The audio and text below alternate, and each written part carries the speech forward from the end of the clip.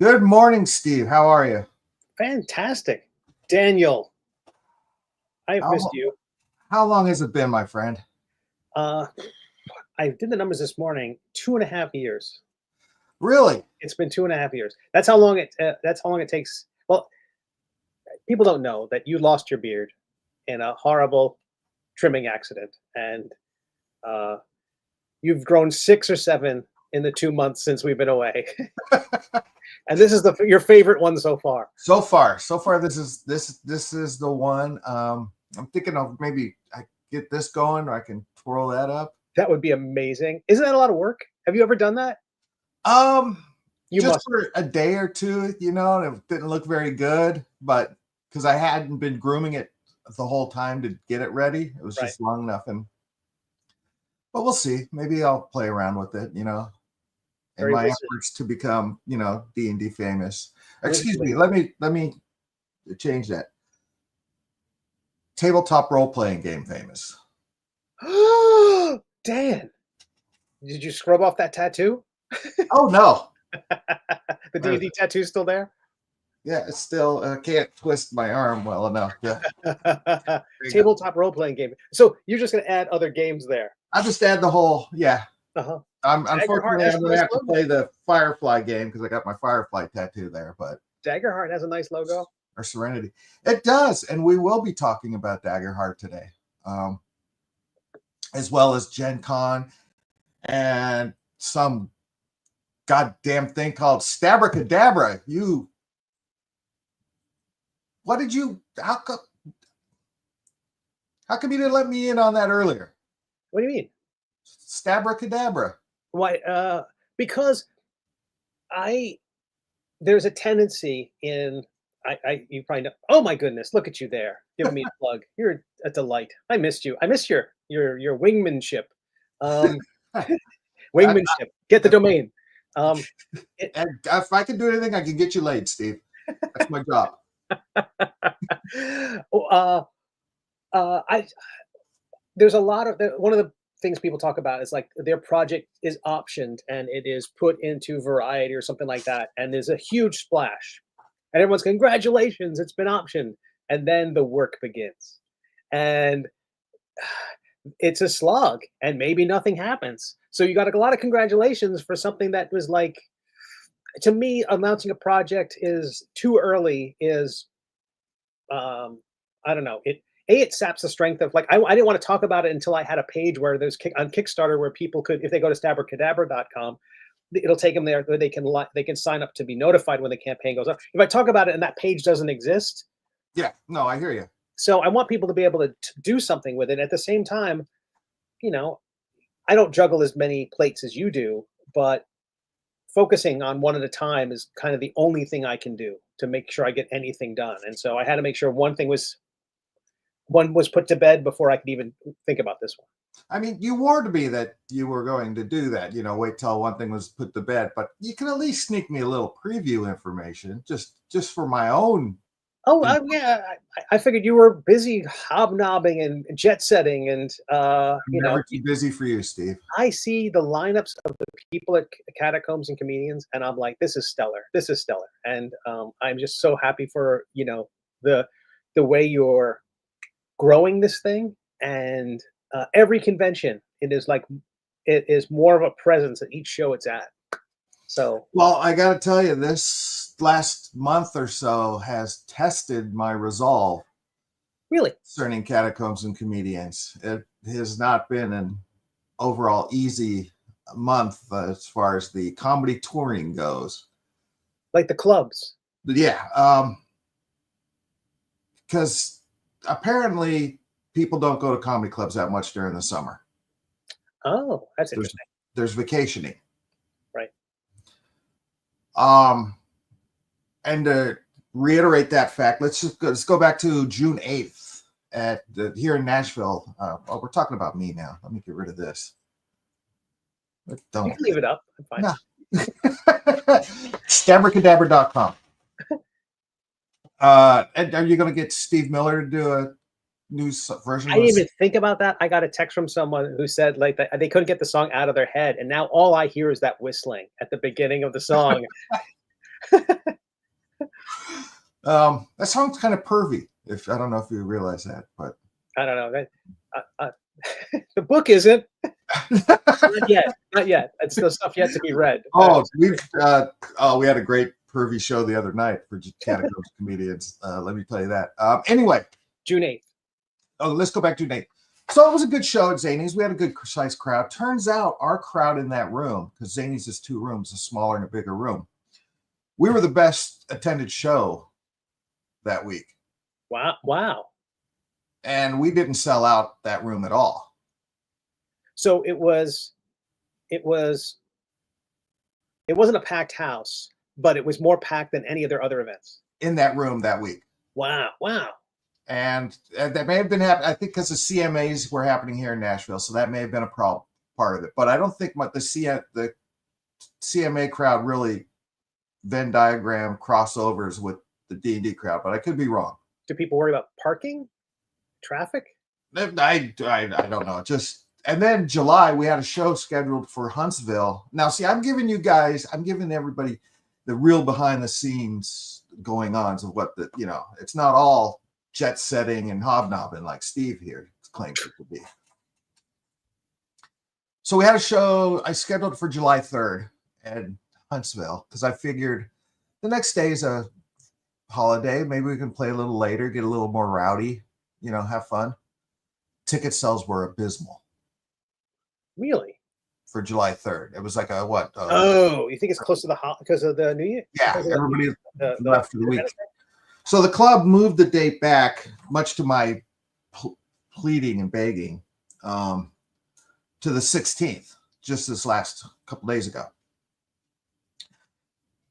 32 tickets were sold.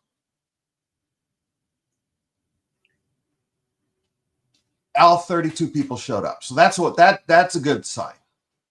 Is that how many seats are in the room? Probably it could fit up to 300. Okay. It was a fun show. It went off the rails. I will be throwing a video clip, and I will be putting up the show as normal. But it is we had a new prop, and I will send you the video, a short video of it before I put it out to the public. Okay. But it was hilarious, and everybody loved the show, and it was great. So, but I also heard other events at that club that week were hurting as well. Huh. Like, whose names escapes me? The wrestler with the sock on his, Mick Foley. He was doing a show there the night before, and his sales were considerably lower than they usually are. Huh. Another popular comic, Bruce, his tickets were sold. I mean, they were way better than mine, both of them. But something's up. Across the board, everybody, apparently in July, everybody travels and does go see comedy shows. So I will remember that next year when I'm booking.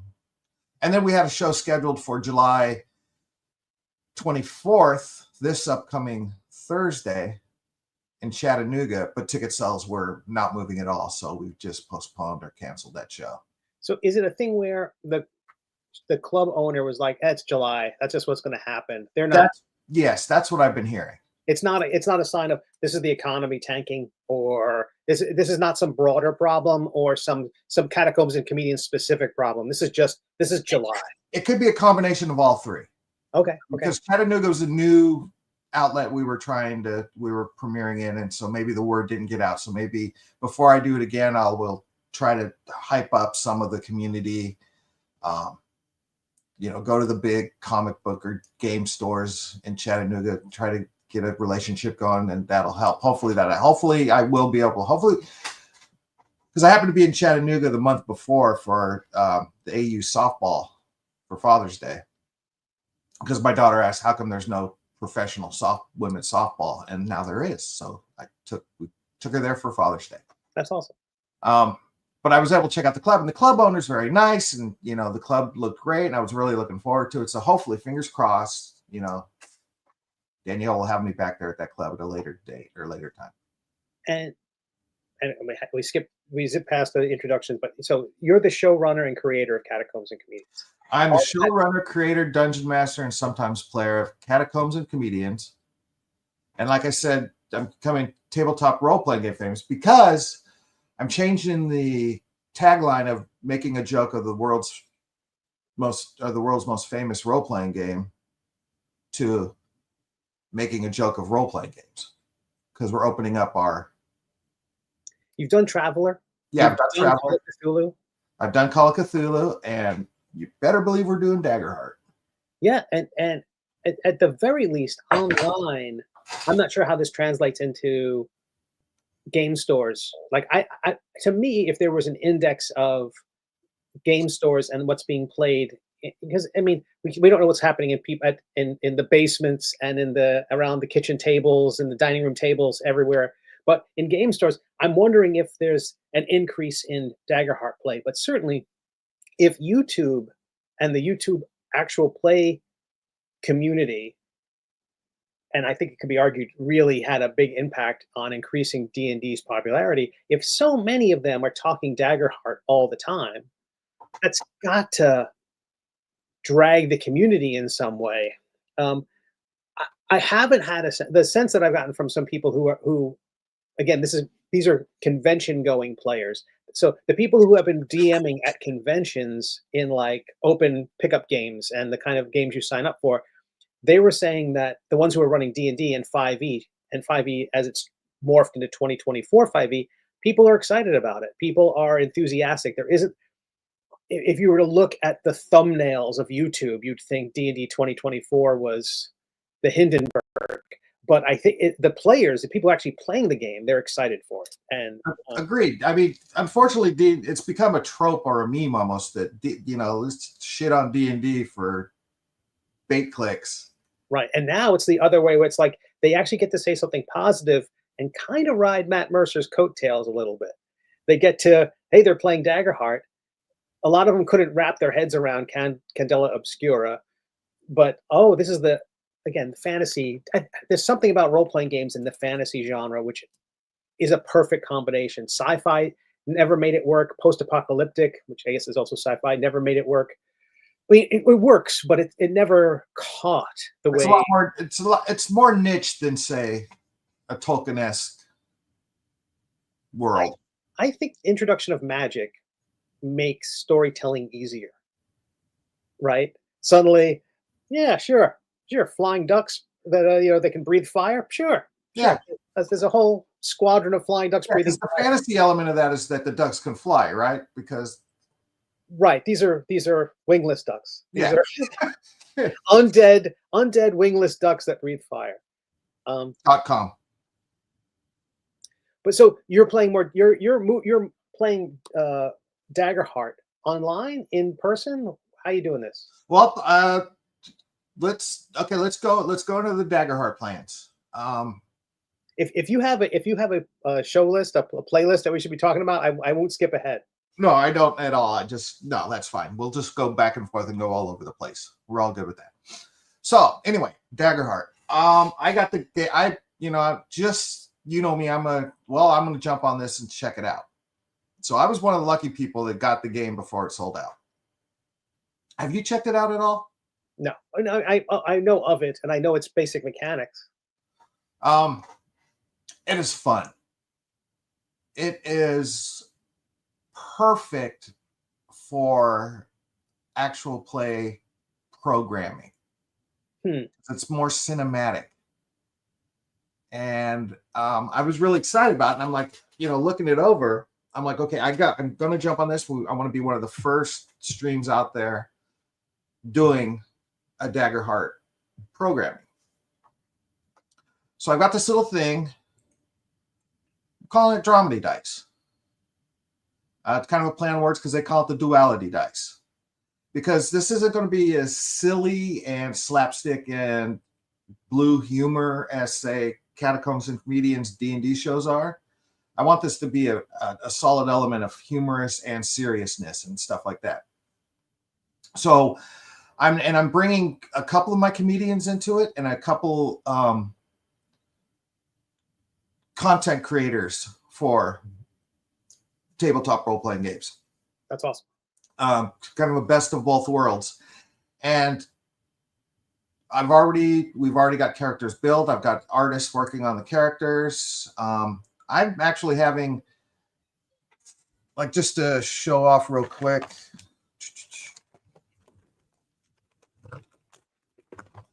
You know, there's a thing called fear tokens in the game, and hope is elements in the game. And, you know, I've already working on the little fear tokens. Nice. And then the little hope tokens. Very nice.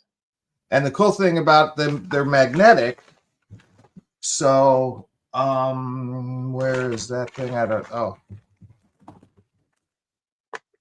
put them on this dagger because it's a fear token, and it's the DM can have up to 12 of them, and they play in the game. And I don't know how much you know about the game, but this is pretty neat. So I'm doing all that. I've got and right here, I'm bringing these to Gen Con with me to promote the upcoming thing. It's a pencil. It says Dramedy Dice, and then it also says close range assessor for Daggerheart, and has the domain name, of course. Because in the game, they say, okay, close range is the length of a standard pencil. So I figured, boom, there you go. This is your close range measurement in addition to pencil. So I got a lot of these made, bringing these to Gen Con. I've got the game is basically uses the D12, 2 D12s. I've got custom D12s being made in China right now to bring over. So I'm jumping into this. What about them is custom? They've got the 12 has either the sad fear face or the happy hope face. Lovely. Yeah. So I've got that cranking and going out.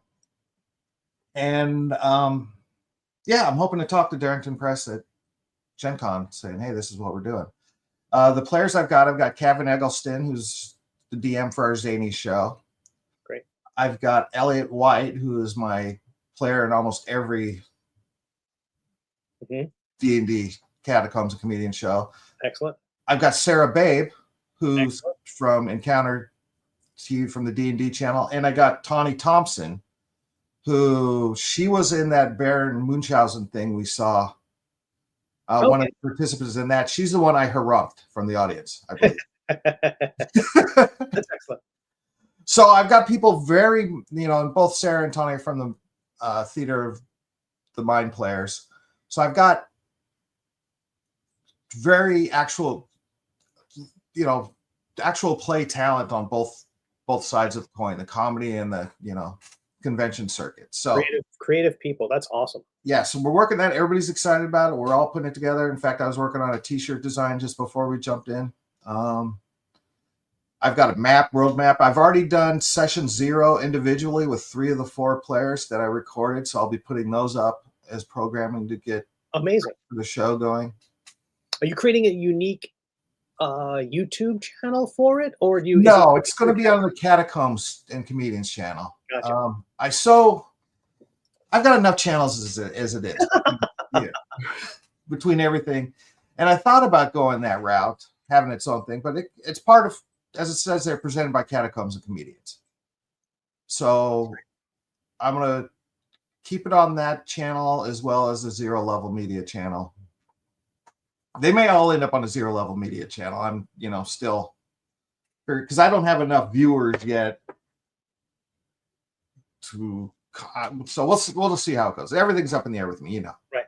So that's it. So that's Catacombs and Comedians, Dramedy Dice that we're working on. I hope to have the first Dramedy Dice convention show. It doesn't look like might be able to squeeze it in at Gamehole Con, but I doubt it because that filled up months ago as far as scheduling. Sure. But maybe Gary Con. So we'll see. I'm excited because now that my buddy Perkins moved over to there, so we'll see how that goes. that happened while we were offline. Yes, a lot happened while we were offline. Yeah, for sure. So yeah, Daggerheart is an awesome system. I suggest you get it and check it out, and I suggest you better start working on your third-party stuff for Daggerheart. I've seen some folks have initial Kickstarter success. There's there are a lot of people who want stuff for it, so that's a big deal. Um, yeah, I could imagine creating stuff for it. I'd love to figure out how to just not port my existing stuff over, just because the art's done, and that's always the biggest hurdle. You could. This game utilizes cards. Yeah, I've seen that. You could just put out cards.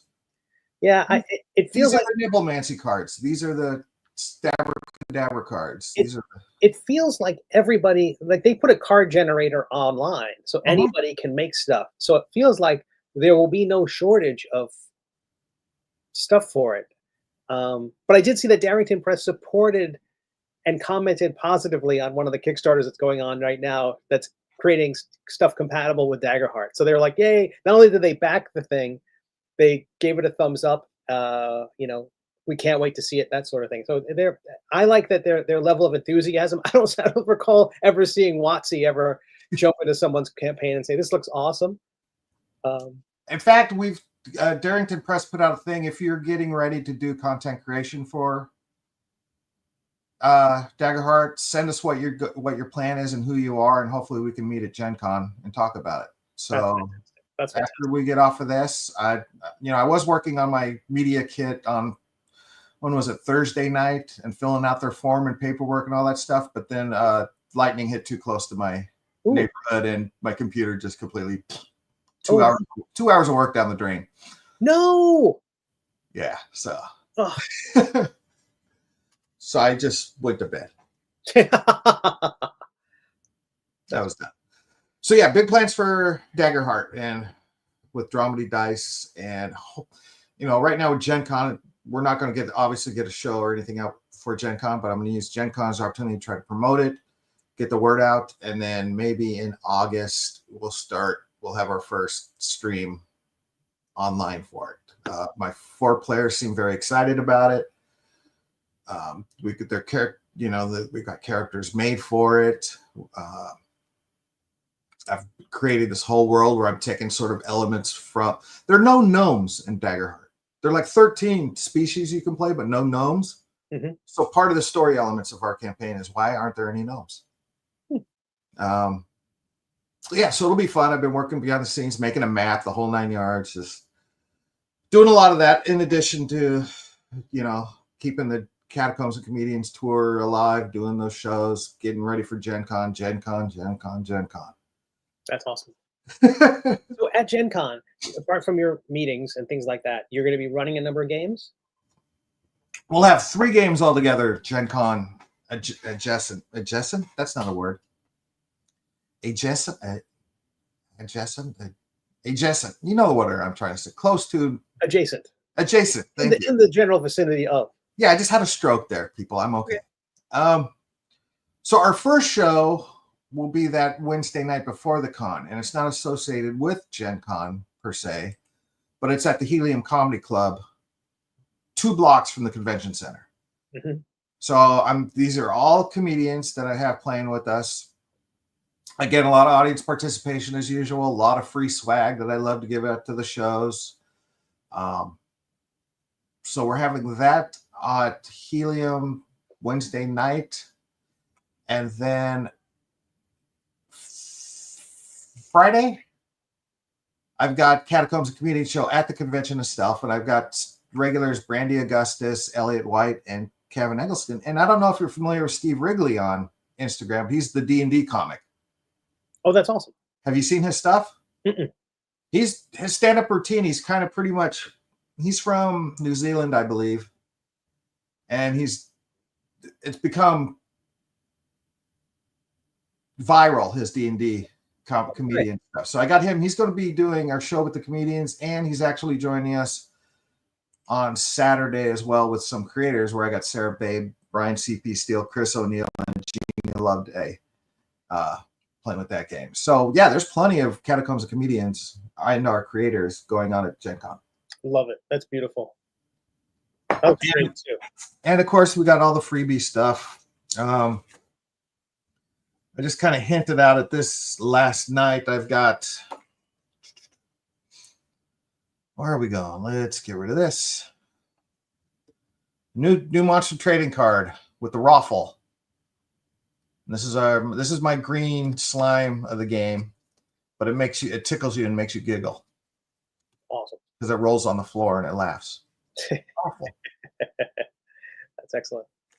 And not everybody, but I will have amounts where you can take home your own specimen of the raffle. That's great. This is actual slime type stuff going in. So yeah, I like the toys. I give out toys, and we're gonna have plenty of toys to give out. And then I've also got what did I call them? I've got, like I had the orbs of omnipotence before. They were basically these weird rubber bouncy balls with weird color. Sure. I'm doing the same thing this time, except they look like reptilian eyeballs. And I'm going to have to look this up real quick. So I want to get it right.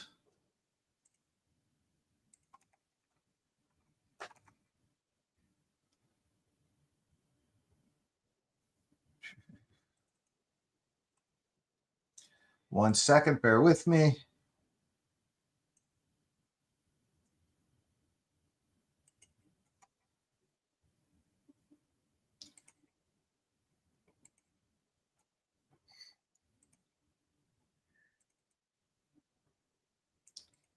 Boom. Free wondrous item to all in attendance at all Catacombs Comedians D&D shows at Helium Comedy Club and Gen Con. We take no responsibility if you attempt to use them during any game played at your convention or at home. The DM will hate them. These are the Mystic Eye of Transient Awareness, meta. And there's 4 different eyes: discretion, durability, frailty, and vitality. They all give you bonuses or it lets you, like the vitality will let you know how many hit points the creature has. The frail one will let you know what their armor class is. The durability will let you know, maybe that's the armor class one. And the frailty lets you know their weaknesses or resistances. And then discretion lets you know what the DC is before you do a skill attempt. So they're meta. They're made to mess with the meta of the game. Great. So these will be out there available. So someone's going to need a whole new extra bag to carry home everything that I'm giving away at these shows. That's beautiful. Yeah. So that's me, other than I might be bringing, actual dagger farts as well. Huh? Well, I mean, Daggerheart. Uh-huh. And Sam Riegel even made fun of the name himself on the show. Guess who owns the domain name daggerfart.com? Is that you, Dan? It is. That's excellent. So yeah, that's a lot of my stuff going on right now. That is a lot. And that just barely scratched the surface of what's going on in my life with all this stuff. So there you go. Barely scratch the surface? I think so. There's all sorts of stuff going on, but I'm not ready to reveal everything. I will reveal one more thing. One more thing. Look at those. Oh, those are pretty. Yeah. So nicely done. There will be D20s for the 4D20 system when that comes out, because these have been made and I paid enough money for them that I have to do it. Have you received them? Was that a photograph from the facility? That's from the facility. Okay. That's I've awesome. not received them yet. I don't think I'll receive them in time for Gen Con, which is fine because I got enough stuff. So some people who buy the book will also buy the dice, presumably. And those are all 4 dice the same, or they're different? All 4 dice are the same. They've got a pot leaf instead of the 20 on all of them. So they'll be in sets of 4. And you said you've paid enough. So it's I didn't pay a huge fortune. I got a pretty good deal concerning what's going on with tariffs and everything right now. But it's enough money for me not to brush this one to the back burner continuously. I feel like even if you did, they'd still sell pretty well. Yeah, that's kind of why I went ahead and did it. Pulled the trigger on that one because I figured. If you're like, even if you said, "Oh, tell what, Dagger Fart's taken over all my life. I'm just going to push 40-20 back 1 year." I could live off of selling these dice because I bet you could. Yeah, I could just set a booth up and Yeah, sell those dice. Weed dice. And they're $4.20 a piece. You're a genius. So that's tell us a little more about Stabber Cadabra.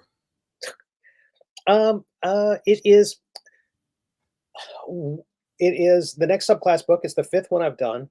I held off on announcing this one. It's been almost a year since the last one, since the last Kickstarter campaign. But Nibblemancy came out. I'm very happy with how it turned out. There was a lot of production problems I had with the books, the hardcover books. The zines turned out great, but the hardcovers, there were issues with them. The printer I use had some problems. So that some of those things took a little bit longer to get resolved. But they now know me very well. I could do a half-hour video. Conley's on line 4. You pick it up, Doug. I don't want it. You pick it up.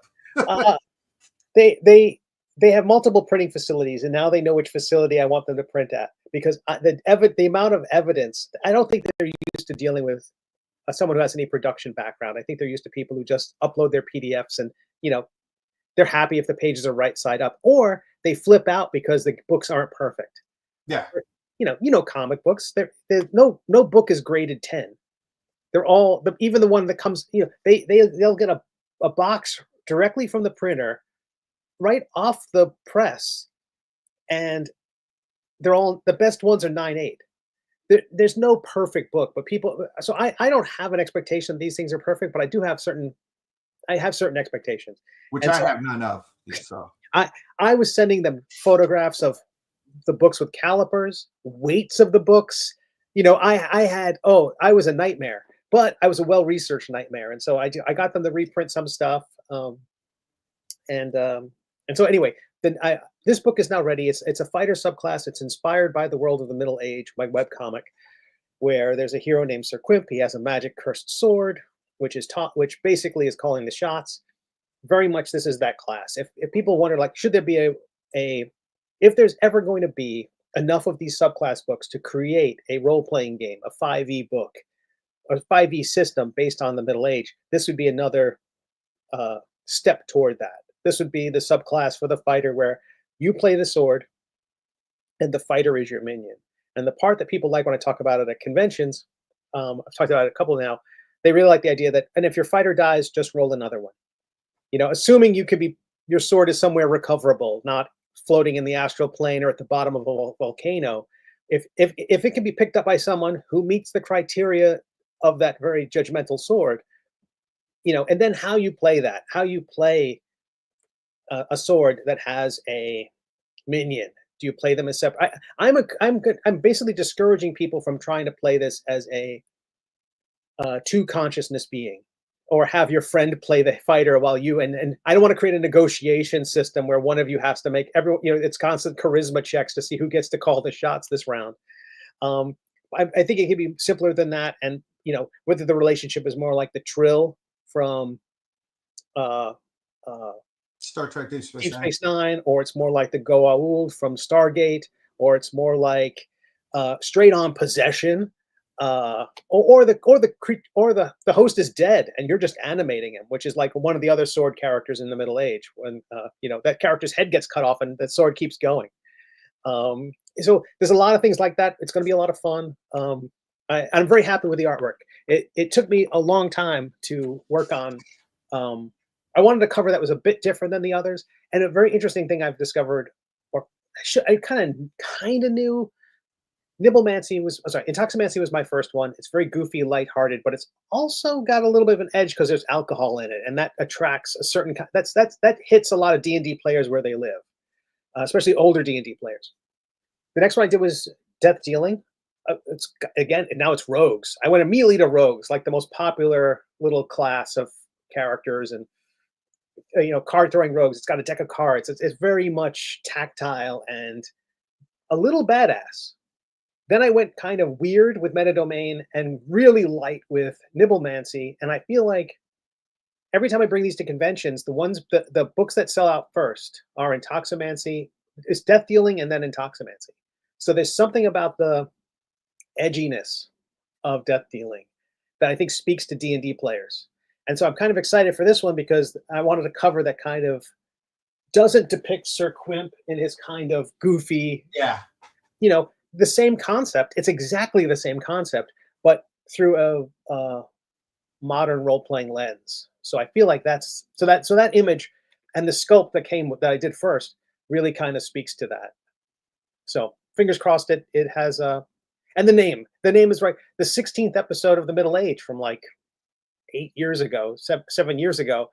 Stabracadabra is one of the names of Quip's sword. It's called like the dancing sword of death, the blade of woe, Stabracadabra, and it was just a one-off gag. And then I'm like, I got to do something with that. Yeah. Yeah. Now I haven't read all your middle-aged books because I would have stolen Stabracadabra. I come across it. Well, part of the reason why I put these things out in books is that I claim. Well, there's another guy who does a comic called Swords that came out about a year after mine, Matthew Wills. He does like so many comics, and they're mostly standalone. There wasn't like a continuing narrative, although he does have recurring characters and he's building up toward a narrative. But he's done tons and tons of sword. Everyone's a sword joke. He has one that's just it's a 5 cubes on a sword and then letters rotate and it's like goose and blah blah blah. It's Swirtle, and it's just dumb, wonderful comedy. And I mean when I say dumb, I mean that in the Monty Python. That's what Catacombs of Comedians is all about. I aspire to that level of kind of silliness, and he does it on a regular basis. And so part of it is like he's there and he's a fire hose of sword jokes, and I'm just hoping that I'm just trying to avoid he's kind of stake ground that I have to avoid. So I don't know. I'm excited for the subclass. It's just in terms of the comedy bits, but I don't think he ever did anything with anything towards Stabracadabra either. But it was a good name, and so that's how I got. I could have called it something else. I think the people in that subclass are edgelords. Okay, you will. Then I think you will appreciate the video I'm going to send you after we're done here. Okay, and so I think it's stuff like that where it's like because an intoximancer is someone in the intoximancy, and a nibblemancy. The metadomain cleric is you basically have to stick with the nomenclature or the style of Dungeons and Dragons in terms of their subclasses and their archetype naming conventions.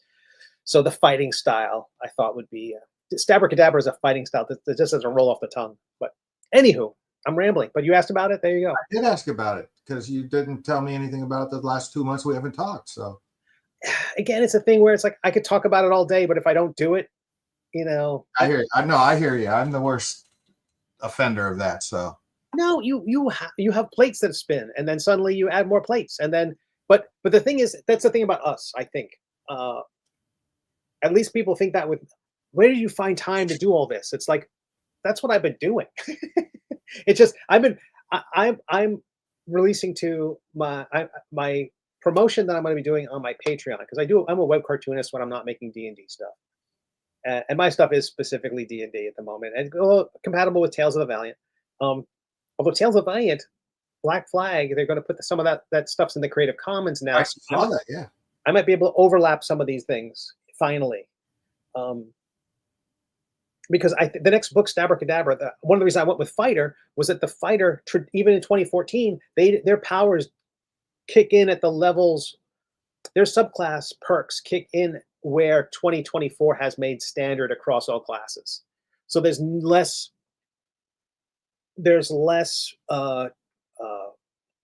fewer compatibility issues and less contortions that a person has to do when they're looking at my book. I also established something in Nibblemancy, which I'm really happy with, that I call the foundational subclass feature, which is basically here's what you get at level 1. Because screw 2024. If your dungeon master is willing to let you have this at your table, then they're gonna be okay with you getting subclass perks at level 1. And you just need to do that with this class. This class is a constitution-based wizard. And you can't wait till level 3. Yeah. So anyway, so there's all those mechanisms of Stabracadabra, which I think is going to lean well into having it being 2014, 2024, and maybe TOV compatible. Now that's come out, I'm going to do a little bit of before the campaign goes live. You might see the word. a crafty, in this case, a crafty cooking wizard subclass for the 5th edition of the world's most popular game. Okay, yeah, that's how I changed, making a joke of the world's greatest role-playing game to making a joke of role-playing games. I think that's great. I think that's great. It's real interesting because I've been used to Critical Role saying dirty ass voice actors playing Dungeons and Dragons. When they changing that, I mean that was their tagline. That they've changed that is amazing. Yes, and I mean, I don't know if I'll do anything but Catacomb or Dungeons and Dragons at a comedy stage at this point, because Dungeons and Dragons is the term the general populace knows. Right. If I were to try to sell a Daggerheart show tomorrow, right, like I don't even know, like I don't even think the Catacombs are not Catacombs. I wish the Critical Role show that's happening in the arena in Indianapolis the same time as Gen Con. Are they playing Daggerheart? I think they're just still playing the D&D on that one. I'm not positive. I don't know.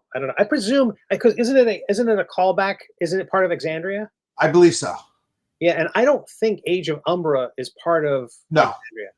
No, I've been watching the Age of Umbra, and Good. I'm all caught up except for the last episode. Yeah, because I'm watching as much Daggerheart as I can just to get familiar with the mechanics of the game. And a lot of people like it. They like the drama. They like the increased the increased threat of the dungeon master accumulating all this fear. It's a ticking clock. Yeah, and it's also so good for theater of the mind. Really, I mean, they do have tactical things like the pencil. Like far distance is the length of 11 inches is the length of a piece of paper. The close is a pencil. The right. Melee is touching, so, and there's just all sorts. The cards make it good for new players. I was so anti, we don't need cards, we don't need pawns, we don't need bits, we don't need this, role-playing games should be played with a book, a paper, and a pencil and dice. But right. The cards work. They sold me up. Do you think, as someone who's played at one of your games and watched your games, you take liberties with the rules to begin with.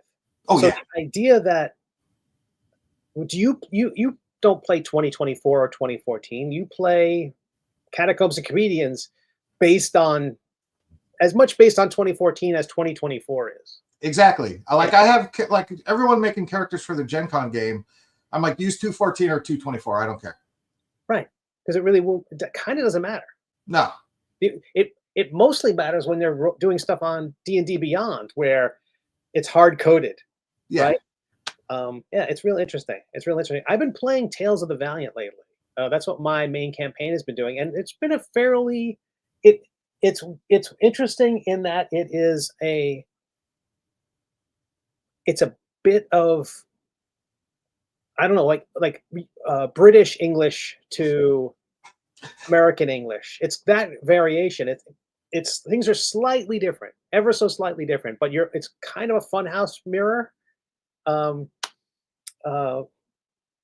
It's not that different. It's 5e, but it's 5e based on the original SRD and nothing which followed.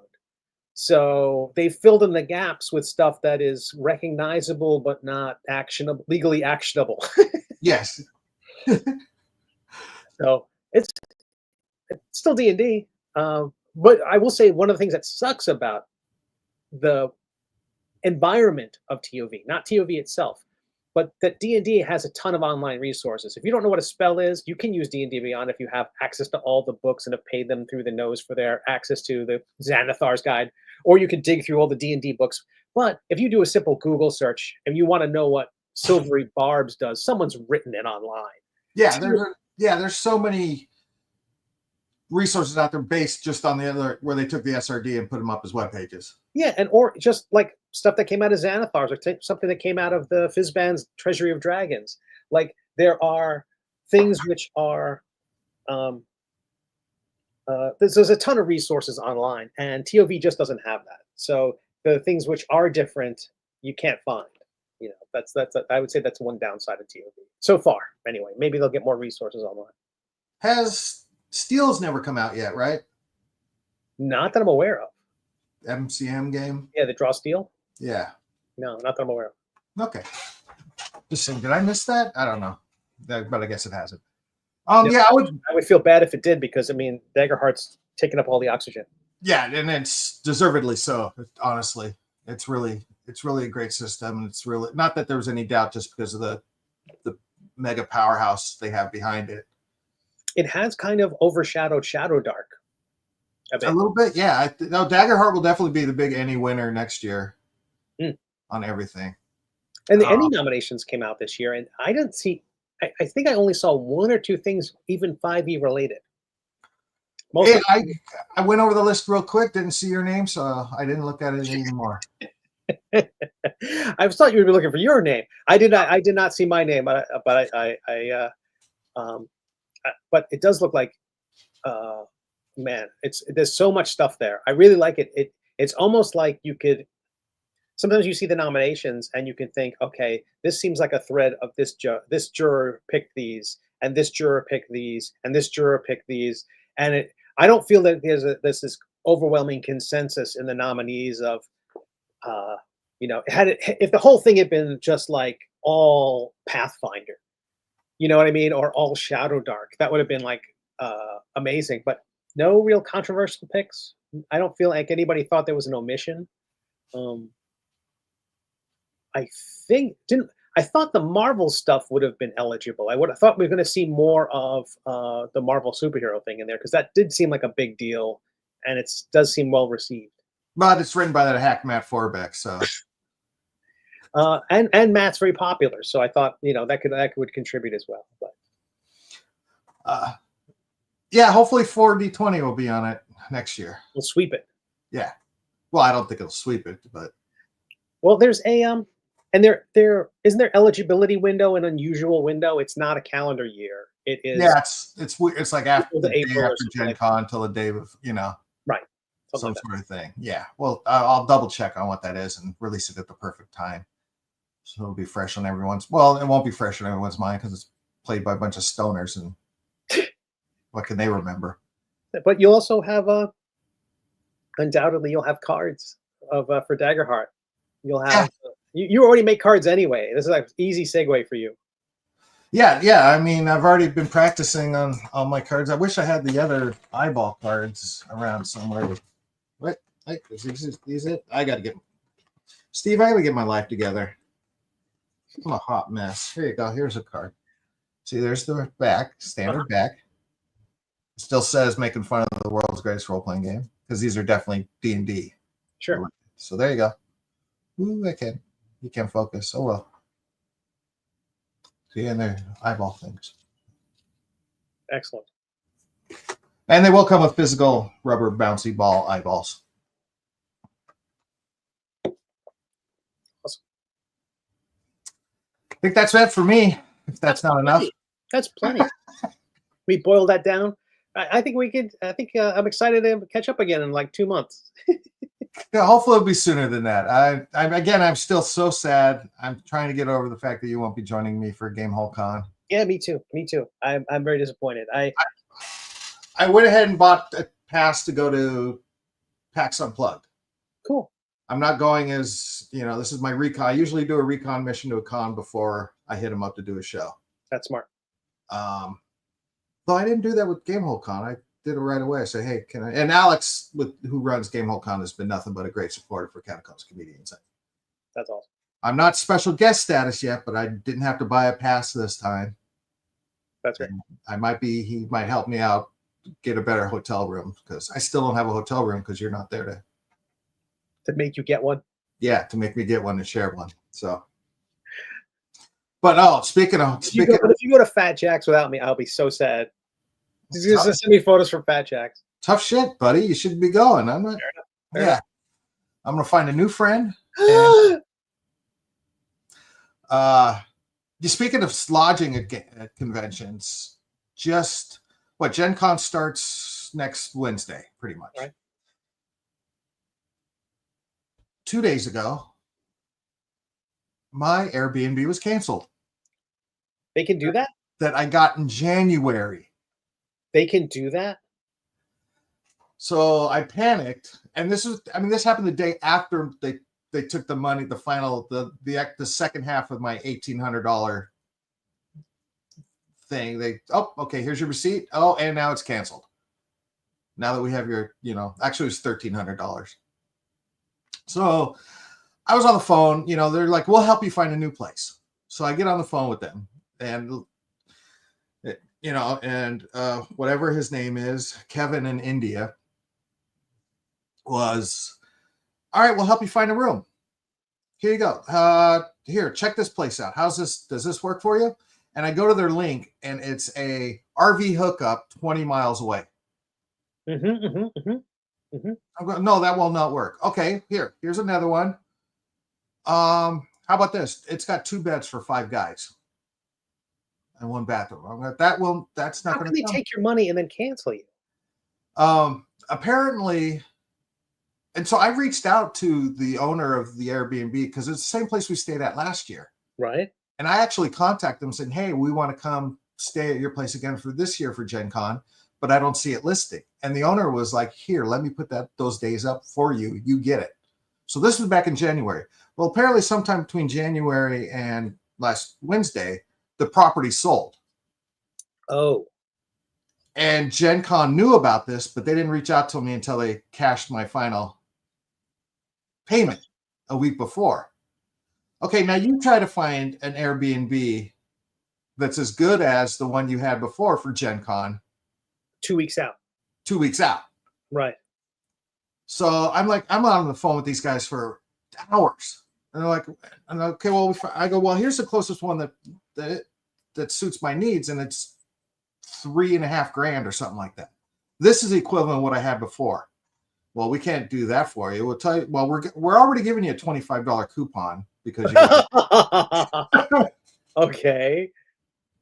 And then he's like, well, let me talk to my manager, and blah blah blah. And then he goes, okay, we're going to give you a coupon for $270 or something. Okay. And I go, okay, but the best room I found now is still $700 more than what I paid before. Well, we can't do any better than that. Sorry. So even with the coupon, it's $700 more. Yeah. Oof. Well, it's 500 and change more. So they go, we'll give you the coupon. Hold on. I want to put you on hold. They put me on hold indefinitely. So I just went ahead and booked that room then and there.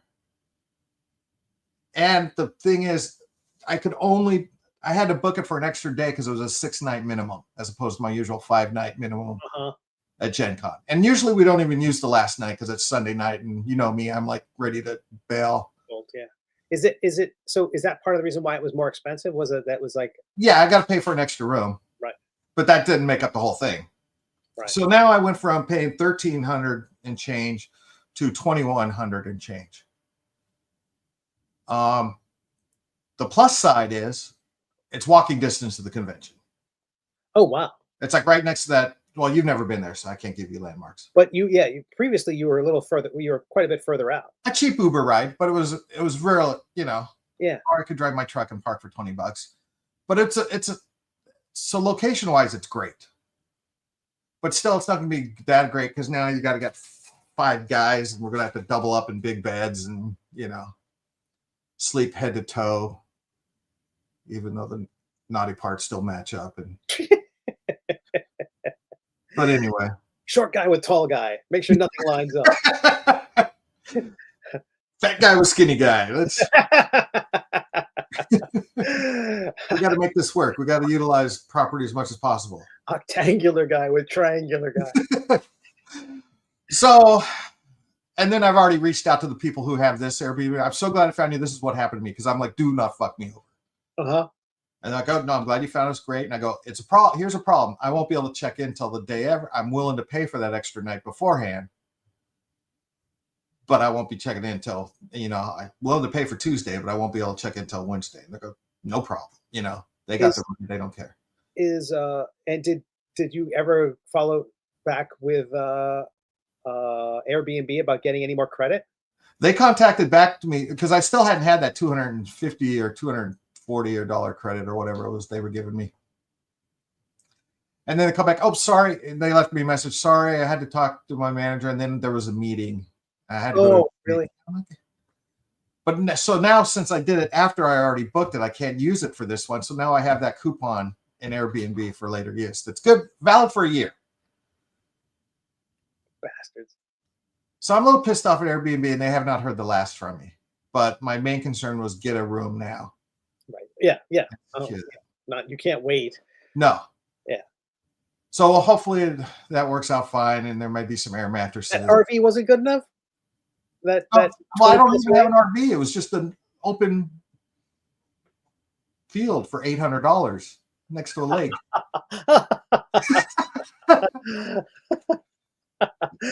It comes with hookups, but yeah, thanks. That's a sweet open field. Yeah, not going to work. And then the other one, I said, no, this is too far away and not enough. Yeah, you guys can't. Well, you wanted walls? It's of equal value price-wise. I go, yes, but not of value-wise. Right. There was a reason I booked in January. Right. And they could have told you a long time ago. They could have. Yeah. But they didn't. So boo on Airbnb. Mm-hmm. Glad you sorted it out. Yeah, and after I stay there, they will hear from me, because I don't want them to pull a Trump and sue me for vindictive behavior. Yeah, vindictive eviction. Yeah, that's little portmanteau. That's the name of my new band. Get the domain name. So that's my Airbnb story. Anything else? That's plenty. That's plenty. All right. Go tell you. I know we got the 2,000 or 3,000 viewers we currently have right now, and the other 1,000 who will be watching the replay of this later on, if this is streaming anywhere. This on? It's supposedly on YouTube and Twitch right now. And Moonbeam. Moonbeam, I can't get hooked up for some reason. So. They go over to Stabra Cadabra or check out Kickstarter and look for Steve Conley. They can find me and get signed up for when it'll go live. And you can find me at catacombsofcomedians.com or at dramedidice.com, which will just take you to Catacombs of Comedians placer page, or daggerfart.com, which will take you to my Patreon. And they'll see you at Gen Con. You will see me at Gen Con. I will be all over Gen Con. 3 shows. I'm actually playing some games. Yeah, and we'll see how it goes. I'm looking forward to it. I did reach out to Philadelphia area gaming expo. Hey, can I be a guest? No. So that's my first. You said, can I be a guest? Pretty much, yeah. Yeah. What's it take? Here's what I do. Here's all the other conventions I've been at. What do you say? I mean, the guy gave me a card at our Gamehole Con. So sure. He's like, no, we're not giving you a hotel. I said, look, I'll pay for my own getting there and everything. I just want help with a hotel. Right. And they said, no, it's not in the budget for a show like this for a hotel. So I'm like, okay. My understanding is that a lot of the conventions don't cover people's travel, but they will put them up, because I think the margins of the gaming conventions aren't like what Comic Cons have. And I'm fine for that. If I can get in their up close room block for nothing, no problem. I will pay for all the airfare, travel fare, shipping fare, cargo, whatever. That's awesome. It's not meant to be. So look at you. So proud of you, man. All right. Well, I will see you probably not next week. You're going to be cramming for Gen Con, but maybe after Gen Con. Yeah, probably after Gen Con. Let's plan. I'll give you my Gen Con update. I'll have my new buddy Matt Mercer on with us. That's great. I've heard of him. Yeah, and we'll see how it goes. But I'm looking forward to Gen Con. I'm going with my 2 good buddies who I've known since 2nd grade. This will be their first Gen Con. And I've got Jesse, as usual, tagging along with me, and one of my comics, Elliot, and a lot of my other comics will be there as well, because we got that show at Helium, and the comedian show is that Friday, while the creator show's Saturday. Yeah. Oh, okay. I'm out of breath. And now nap. Yes, I am now nap. Get back to my T-shirt design. Yeah, you got stuff to do. I got so much 10 stuff. days to Gen Con. Yeah. Panic mode is setting in. All right, Steve, I love you, and we'll talk soon.